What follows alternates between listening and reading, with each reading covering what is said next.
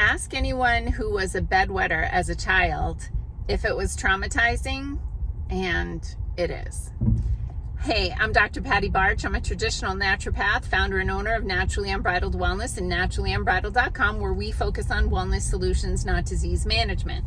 This is Down the Ridge with Dr. Patty, where I give you 7 to 10 minutes of holistic life and wellness information on my way to work. This is not medical advice. It's for entertainment purposes only. Nothing I say is true. Don't listen to me. So we don't do a ton of pediatric work at our office, but every once in a while we just have such really great results with an indication, a condition, whatever, that we're like, well, we might be onto something here. And a few years ago, it became apparent that we had some strategies that could be really helpful for children who were wetting the bed. Now, there can be a variety of causes for bedwetting, and I'll just walk through a few of them and some of the reasons why it can be helpful.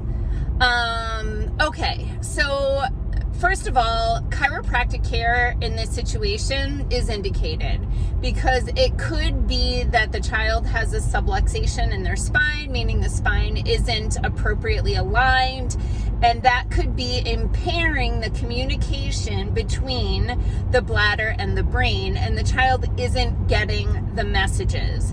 So step one, I would say, would be to make sure the child is in chiropractic care. Now, if that doesn't solve the problem, take it to the next level. So the next level for us is a combination approach where we use pulsed electromagnetic field therapy, cold laser, and some homeopathic remedies, which are liquids, by the way. If the child can't swallow pills, it's not an issue. Now, we have a specific protocol that we use for the pulsed electromagnetic field therapy where we may address the whole spine for a period of time. So whether they're in the chair or on the bed, we're going from the top of the head all the way to the tailbone. So the whole central nervous system is addressed. Then we're going to do focused areas of direction with the pulsed electromagnetic field. So we're going to address the brainstem, excuse me, the bladder, and the kidneys. We're also going to use the cold laser. Pardon me.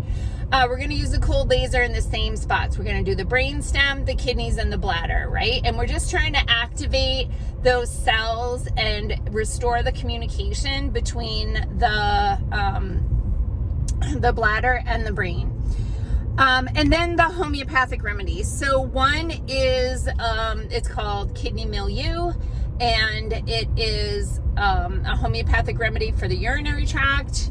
And then also we use Ultimate Rescue, which is an emotional remedy, because sometimes there's an emotional component to the bedwetting.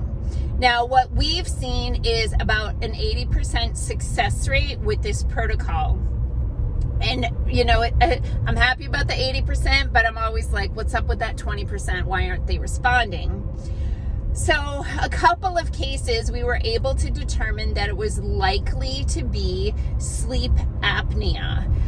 Probably obstructive sleep apnea, where the child had enlarged tonsils or adenoids, where it was when they were laying down, their airway was closing off. And so it was sleep apnea.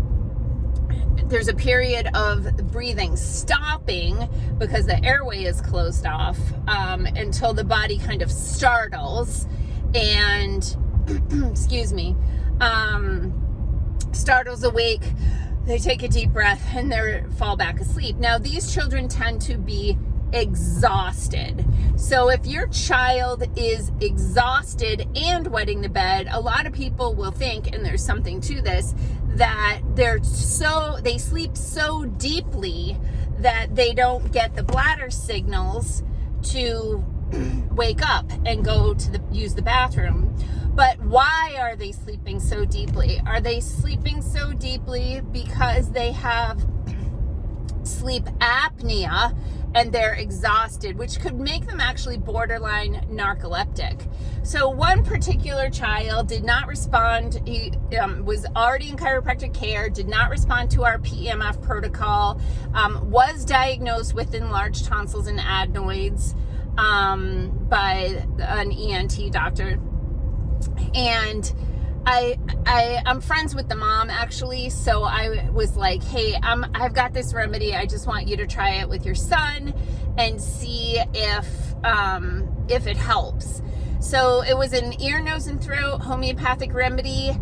First night, dry night. It worked right away. So, I mean, we tried all the things, and like I said, chiropractic care helps a percentage of cases. Adding on the pulsed electromagnetic field, cold laser, and homeopathic protocol, we've been able to get to about an 80% success rate. Then with that additional 20%, it could be that there's an obstructive sleep apnea, and that a homeopathic remedy for ear, nose, and throat may or may not be the solution. But, you know, the medical solution, they usually will tell you to dehydrate the child, right? Deny them any water or beverages after a certain time so they're dehydrated, so they're not peeing. That's not a solution, and it's not healthy. Another solution would be surgery. So they'll want to remove the tonsils and adenoids, which, you know, is a form of mutilation, and you know, those things serve a purpose in the body, and whenever possible, I feel like you should keep your parts.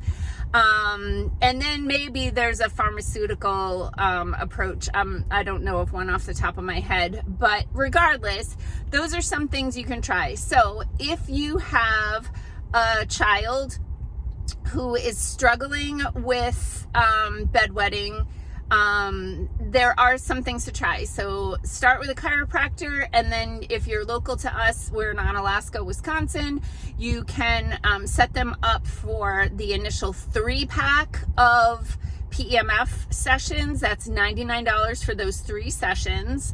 And then you can add on to each one of those sessions a cold laser, and then you could pick up the remedies, which are like about $30 a piece. So I hope that's helpful. Happy Monday. Peace out, peeps. Have a healthy day.